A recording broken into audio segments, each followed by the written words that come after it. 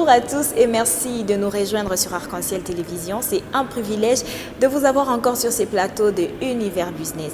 Alors aujourd'hui, nous allons recevoir pour vous Monsieur Zahara Dan, avec qui nous allons parler sur les défis et les réussites de l'entrepreneuriat dans les secteurs de la restauration. Bonjour Monsieur Dan. Bonjour Madame. C'est un plaisir de vous recevoir ici sur Univers Business. Alors, comme je l'ai dit de l'entame, avec vous, nous allons parler de défis et aussi des réussites de l'entrepreneuriat dans les secteurs de la restauration. Déjà, pour commencer, est-ce que vous pouvez nous parler de votre parcours professionnel qui vous a amené dans le service traiteur? Voilà. Moi, je suis Zahara Daniel, Oui. dit Monsieur Smart Cook pour les clients et les intimes.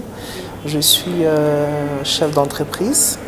Actuellement, je suis détenteur d'un service traiteur sur le marché de la ville de Lubumbashi qui est Smart Cook Service, où nous offrons plusieurs services événementiels, entre autres la restauration qui est les traiteurs.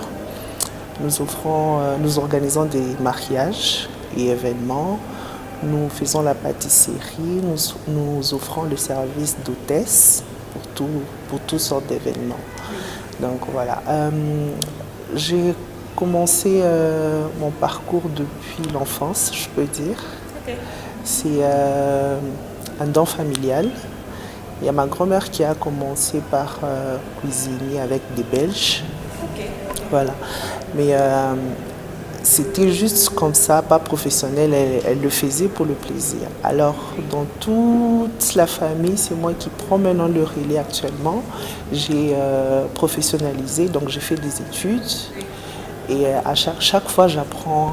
C'est comme ça que j'ai lancé Smart Cook Service. C'est depuis 2018 que le service existe. Donc c'est énorme, ça fait déjà 6 ans, mais vous avez assez d'expérience. Donc c'est quelque chose qui a commencé dans la famille, vous avez appris avec la grand-mère et après vous vous avez dit pourquoi pas plonger dedans compte tenu que j'ai déjà de l'expérience. C'est vrai que sur Lubumbashi, il y a plusieurs services traiteurs, il y a beaucoup de cuisiniers traiteurs et aujourd'hui nous pouvons compter, ce n'était plus comme avant, on pouvait compter à bout de doigts le nombre des restaurants, mais aujourd'hui en tout cas il y en a un bon nombre. Alors, personnellement, pour vous, en dehors de la famille, de ce qui a commencé dans la maison, qu'est-ce qui a motivé ces choix? Pourquoi avoir choisi les services traiteurs? C'est vrai que vous pouvez peut-être ouvrir un restaurant et déléguer ça à une autre personne, mais vous vous êtes aussi ingéré. Qu'est-ce qui a motivé ces choix? Voilà, comme je le disais, moi, c'est une passion. Oui. Et j'aime être au service de gens. En fait, quand je suis, si je peux le dire, dépassée, quand je suis en cuisine, je suis dépassée, je suis à l'organisation, ça me plaît. Alors, c'est là où me venait. En fait, l'idée du service traiteur est venue le jour de mon propre anniversaire, à mes 18 ans. J'avais personne qui... En fait, il y avait tout le monde à la maison, tous les cousins, mais il n'y a personne qui s'occupait de la cuisine. Alors, j'ai pris le relais seul. J'ai commencé à faire des grillades. Le jour de mon anniversaire, j'ai commencé à faire des grillades et tout. Et tout le monde était étonné et c'était bon. À partir de là, je me suis dit pourquoi pas lancer un service traiteur. Et j'aime bien quand je suis au service de gens, quand les gens mangent, ils aiment, quand ils sont à la demande, tout ça. Donc c'était ça au fait, c'est par là que ça a commencé. Donc c'est par là que ça a commencé, vous êtes senti seul? Il n'y avait pas de gens pouvant vous aider? Ah c'est vrai, par moments la solitude est bonne parce que ça vous permet quand même de découvrir le talent qui est en vous, de réveiller aussi ses charmes. Alors, c'est vrai que vous avez commencé il y a déjà 6 ans, c'est cela. Alors, quelles sont les principales difficultés que rencontrent généralement les personnes qui sont œuvrant dans la restauration? Au lancement, bien sûr, de si je peux le dire, actuellement, dans chaque famille, surtout ici à Lubumbashi, il y a un traiteur. Soit il y a la tante, il y a la cousine qui fait les traiteurs. Et nous, ça nous perturbe un peu parce que nous, on le fait professionnellement. C'est notre métier, au fait. Alors, quand il y a des fois, il y a des petites difficultés, on peut avoir un client ou une cliente qui nous dit... Voilà, moi j'ai un mariage, mais il y a ma tante qui dit qu'il va préparer, il y a tel qui dit qu'il va préparer. S'ils pouvaient juste être là pour les aider. Et nous, ça ne nous arrange pas en tant que traiteur. Mais il y a des fois, on comprend. Mais pour ceux qui sont au début, c'est juste le fait de faire un service à moins cher. Ça, c'est un peu ça la difficulté pour les débutants. Ils sont là, ils offrent des services à moins cher pour qu'ils aient quelque chose, pour qu'ils gagnent au moins quelque chose. Or que nous, on est déjà dans le domaine professionnel, on le fait pour nous, on vit pour ça au fait. Mais ceux qui commencent au début, là, la difficulté c'est beaucoup plus coupé. Je crois que je me trompe. Ok. La difficulté, au fait, pour les débutants, c'est le fait de travailler soit gratuitement, soit à bas prix. Ça ne nous arrange pas. Alors nous, on travaille professionnellement, on essaie de mettre un prix sur le marché pour que ça aille de l'avant et tout, pour qu'on puisse gagner quelque chose. Après, nous avons des employés que nous devons payer et tout. Mais à chaque fois qu'on nous dit dans la famille, il y a la tante qui va préparer, ou soit il y a un autre traiteur qui prend le marché, il le fait à moins cher. Voilà. Même s'il il se joint à nous, mais il y a un autre client qui vous dit que vous êtes cher, je trouvais moins cher ailleurs. Et c'est ces personnes-là qui tuent un peu ces métiers-là de traiteurs et ils abîment en fait la réputation de certains traiteurs. Quand vous allez prendre quelqu'un de moins cher et après vous allez regretter, retourner vers nous que non, je m'excuse, là où j'étais partie, c'était pas bien parce que. Alors, deux fois, quand on dit aux clients, donnez tel montant, on va vous faire tel repas, un tel menu, les clients doutent. Voilà. Mais après, nous, on a déjà calculé ce qu'il faut dans ces montants-là pour qu'on vous offre un service professionnel et que vous aimiez à la fin. Alors il y a aussi cet autre aspect, je ne sais pas si ça rentre aussi dans les difficultés rencontrées, ou par exemple, vous venez de parler de, par exemple, la tante qui est dans la famille aussi, elle voudrait peut-être se joindre à vous pour cuisiner, mais il y a aussi ces clients, par exemple, qui vous demandent quels sont, parce que chaque traiteur déjà à la base, chaque traiteur a sa façon de faire la cuisine, a sa façon d'ingérer ou même d'assaisonner ses aliments. Alors, il y a par exemple des familles qui exigent, par exemple, il y a par exemple des épices qui ne prennent pas, il y a des aliments qui ne supportent pas. Je ne sais pas, face à ces genres de situations où vous savez que c'est ça aussi votre couloir, comment vous gérez ça? Déjà, en tant que traiteur, il faut s'attendre à ce genre de plaintes, si je peux le dire. Donc à la base, vous partez déjà avec des propositions, disons. Nous avons nos propositions, voilà. Des plats simplement ou vous ingérez aussi Nous avons un menu mixte, nous avons des menus mixtes pour que chacun puisse se retrouver. Par exemple, nous avons des gens qui ne mangent pas le porc. Je peux prendre la communauté musulmane, elle ne mange pas le porc. Mais si j'ai un traiteur chez les musulmans, j'évite le porc directement, ça j'écarte. Je leur propose autre chose qu'ils peuvent manger. Je peux aller par exemple chez des végétariens, ils ne mangent pas des viandes. Là, je suis obligée de faire un menu spécial végétarien. Je leur propose, donc je m'adapte aux clients. Là, ce n'est pas vraiment un problème. Donc, chez nous, les clients est roi. Donc, ce que le client peut exiger, on peut essayer de discuter et le satisfaire après. Alors, puisque nous parlons de réussite et aussi des défis, c'est vrai qu'il y a beaucoup de choses qui rentrent en jeu. De nos jours, nous constatons que sur la ville, il y a certains traiteurs qui partent. Par exemple, ils font un service, un bon repas, mais par la suite, soit c'est froid, soit c'est pas bon, ça n'a pas bon goût, ça goûte pas du tout, ou soit c'est... Vous savez, quand vous faites des pâtes avant l'heure même de la réception, ça s'abîme un peu, ça se dégrade. Alors, est-ce que ces genres de situations, ça vous est déjà arrivé?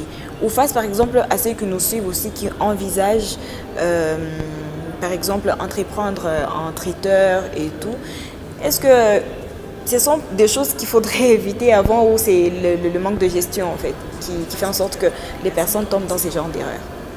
C'est un manque de gestion et un manque de professionnalisme. Oui. Voilà.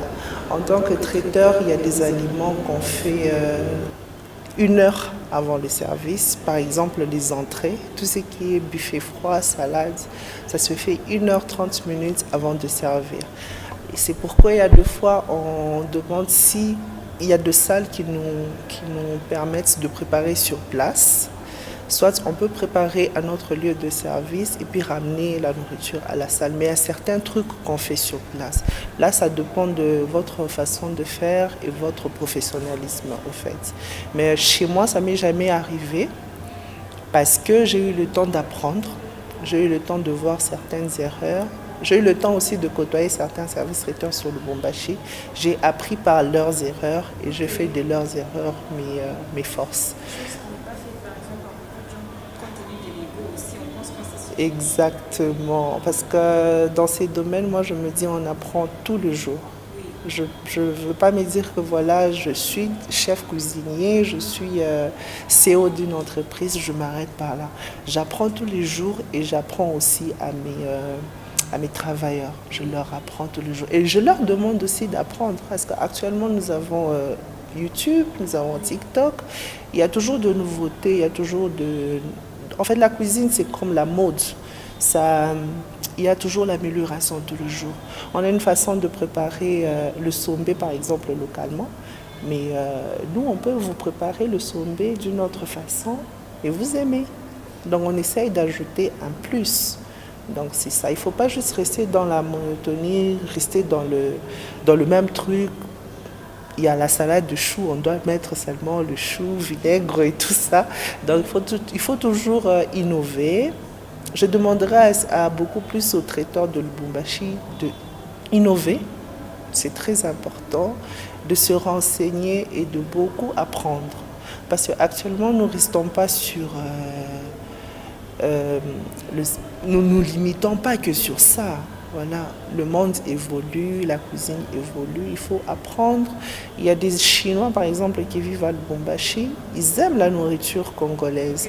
Mais après, nous, par exemple, on essaie d'insérer des cuisines asiatiques dans nos menus pour que le peuple congolais apprenne à connaître la nourriture asiatique et le peuple asiatique apprenne à connaître la cuisine congolaise, donc vice-versa. On essaie un peu d'intégrer. Sur un menu, par exemple, on essaie de mettre 2-3 choses de l'Afrique, 2-3 choses de l'Europe, 2-3 choses de l'Asie pour qu'il y ait cette variété que tout le monde se retrouve. Est-ce important de promouvoir aussi la formation de ses employés? C'est très, très, très important. Donc pour tout traiteur, là, il nous suit. Donc c'est important aussi de veiller à la formation de ses employés pour actualiser leur façon de faire les choses pour que ça soit agréable. Voilà, parce qu'un personnel qui n'est pas formé, c'est très dangereux pour votre entreprise. C'est vraiment très, très dangereux pour l'entreprise et ça vous causera de problèmes à l'avenir. Donc il faut d'abord soi-même s'y former et puis former aussi son personnel. Comment vous faites? Généralement, vous avez relevé de défis qu'il y a dans les secteurs des traiteurs. Alors, que faire pour surmonter ces défis? Ou à chaque fois que vous rencontrez une difficulté quelconque sur le marché ou avec un client, quelles sont vos stratégies ou des méthodes que vous mettez en place ou sur lesquelles vous misez le plus pour relever ces défis prochainement? Il faut d'abord avoir un sang-froid. Qui est très important parce que si tu es face à un client qui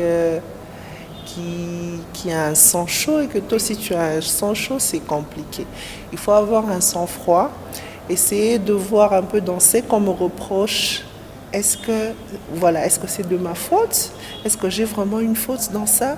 Si tu te retrouves dans ce qu'on te reproche, voilà, tu t'excuses poliment.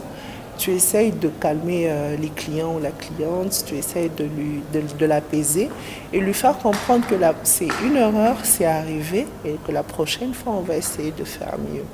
C'est juste avoir au fait un sang-froid et bien parler aux clients. Les clients, ce sont nos bébés, ce sont nos rois, quoi. Nous sommes à leur service. Exactement. Donc à chaque fois, il faut toujours avoir un tempérament Parlant de clients, alors quels sont les facteurs clés qui contribuent à la satisfaction du client? Chez nous, déjà c'est le professionnalisme. Nous offrons un service professionnel. Et quand un client vient vers nous, c'est qu'il nous a fait confiance et que nous, à notre tour, nous sommes obligés de lui offrir un service professionnel. Nous avons aussi le temps Quand un client te dit que moi, mon dîner commence à 19h, ce n'est pas à 19h qu'on doit quitter la maison. C'est peut-être à 18h, vu nos embouteillages sur la rue de Lubumbashi, 17h30, 18h, il faut être sur place. Pour, comme je vous ai dit tout à l'heure, il y a des trucs qu'on prépare sur place, qu'on arrange sur place. Donc il faut être en avance, respecter l'heure, respecter le client. Il y a d'autres clients peut-être qui peuvent nous dire que nous, le mariage commence à 20h et on va manger à 21h.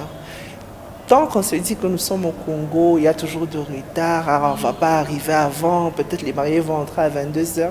Il y a ce genre. Voilà, il y a beaucoup plus ces gens qui se disent que les biaba congolais, t'as quoi mon retard? Et ils viennent encore en retard, que ça c'est pas bien. Il faut juste respecter l'heure, mettre le client à sa place de roi et faire son travail en tant que professionnel. Beaucoup plus le professionnalisme, ça compte. Et puis après, ça vous propulse dans le monde du business. Justement, comment adapter les nouvelles tendances culinaires? Bon, je m'explique. Vous avez par exemple une commande où vous avez un service à livrer, où il y a même des gens qui nous suivent, c'est vrai, peut-être c'est déjà arrivé, où ils ne savent pas exactement quoi faire. Vous avez un service à livrer, par exemple, on vous demande, on vous propose un menu que vous n'avez jamais fait. Tout de suite là, on dit à la personne ou au client qu'on ne dira pas à même de faire cela et on le propose par exemple à un autre traiteur ou soit on s'auto-forme, on apprend avec les menus, on exécute les plats. Là, ça dépend. Ça dépend en fait. Nous, ça nous est déjà arrivé. Mais heureusement, dans mon équipe, comme je dis tout à l'heure, il faudrait former son équipe et obliger peut-être l'équipe à se former. Moi, heureusement, dans mon équipe, je ne suis pas fort en pâtisserie, par exemple. Je suis fort en cuisine. Il y a eu une commande de pâtisserie. Mais dans mon groupe, il y avait quelqu'un qui était calé en pâtisserie, s'est formé en pâtisserie. Et on n'a pas raté ces marchés-là parce que mon employé s'était déjà formé. On a repris ces marchés-là. Il a fait la commande et on a livré. Et à partir de là, moi-même, je commençais à me former aussi parce que je me dis qu'un jour, il ne sera pas là, je risque de commencer à rater de marché. Mais en deuxième position, on travaille toujours en collaboration avec certains partenaires, avec certains traiteurs aussi sur la ville de Lubumbashi. Il y a des trucs que moi, je ne peux pas faire. Je peux envoyer les clients directement vers mon collègue traiteur et ainsi de suite. Donc, on travaille souvent en collaboration, mais beaucoup plus s'y former. Quand il y a de nouvelles tendances et tout, on essaie toujours de s'y former, se mettre à la page. Il faut se mettre à la page et il faut se cultiver cette collaboration entre les partenaires, puisque si on ne sait pas faire, c'est mieux qu'on passe par une autre personne pour qu'on ne se fasse pas voir comme... On ne se laisse pas... on ne donne pas l'impression d'être incrédible, une personne qui n'est pas crédible. Et il faut pas, surtout dans ce domaine, il ne faut pas être orgueilleux, c'est dire que voilà, le marché m'appartient, c'est seulement moi qui dois gagner. Il faut savoir partager, il faut savoir collaborer, il faut savoir travailler en collaboration, c'est très très important pour l'évolution de son business. Alors que faire pour se démarquer de la concurrence sur les marchés qui est saturée? Très très saturé même. Très très saturé. C'est juste au fait fidéliser la clientèle, être permanent sur les réseaux sociaux. Par exemple, il y a TikTok actuellement. Il faut publier à chaque fois que vous faites une manifestation. Vous avez de nouvelles recettes, de vlogs. Je vois que les vlogs, ça marche très bien. Il faut faire ça et à chaque fois publier. Même si vous n'atteignez pas le genre... Qu'est-ce que je veux dire? Même si vous n'atteignez pas un nombre de personnes là pour le moment, mais après quand les vidéos passent, les gens peuvent commencer à vous contacter. Et beaucoup plus, moi j'insiste sur le professionnel, il faut juste livrer un service professionnel, c'est très important. Quand vous livrez un service professionnel, vous n'aurez pas de problème dans la vie. Exactement, c'est très important. Alors il y a cette autre tendance de la fluctuation des prix sur les marchés. Il y a des choses qu'on a vécues nous-mêmes en famille, par exemple. Vous contactez un traiteur, vous avez besoin de ses services. Alors, vous fixez, vous faites un devis. Après, les traiteurs qui va et revient vous dit, voilà, il y a hausse des prix sur les marchés. Alors, on ne sait pas, il faudrait ajouter l'argent. Alors que vous avez déjà fait un devis, vous avez déjà pris l'argent, vous êtes d'accord. Dans ce genre de situations, qu'il faudrait? Je retourne encore au professionnalisme. Je retourne encore au professionnalisme parce qu'en tant que traiteur, on ne fait pas le calcul net. Là, c'est très dangereux quand on fait le calcul net. Il y a toujours eu... Bon, en fait, quand on met le prix, par exemple, d'un menu, on prend l'exemple, un menu de $10. On se dit que dans le menu de $10, il y aura tel repas. Et ce repas-là, moi, en tant que traiteur, ça peut me coûter $7. Et la main-d'œuvre incluse et tout ça, le $3 peut couvrir tout ce qui va avec. Alors quand toi tu te dis que voilà, moi je mets un menu à $10 et que tu veux offrir un repas de $12, de $15, tu vas te retrouver dans des difficultés. Et quand tu refais ton calcul, tu fais ton calcul, il y a toujours des imprévus. Quand tu ne mets pas des imprévus, c'est là qu'on se retrouve maintenant dans des difficultés. Un bidon d'huile, on avait mis à 25 000. Tellement que tu avais calculé net 25 000, tu te retrouves sur le marché, c'est à 30 000, tu ne sais pas payer. Voilà. Or que quand on calcule tout ça, il y a toujours des techniques au fait. Quand on calcule tout ça, tu te dis que j'avais mis à 25 000, sur le marché c'est à 30 000, j'enlève 5 000 dans mes imprévus, j'ajoute et ça me déstabilise pas. C'est juste être professionnel, avoir des techniques et savoir calculer par rapport au prix qu'on donne sur les marchés et comment est-ce qu'on gagne. Alors, du haut de vos 6 ans d'expérience, quelle est la plus grande leçon que vous avez apprise en tant que traiteur? En tant que traiteur, la plus grande leçon que j'ai apprise, c'est d'aimer son travail. D'aimer son travail et le faire d'un cœur ouvert. Moi, aujourd'hui, je suis très très reconnaissant envers ma grand-mère et envers mes clients.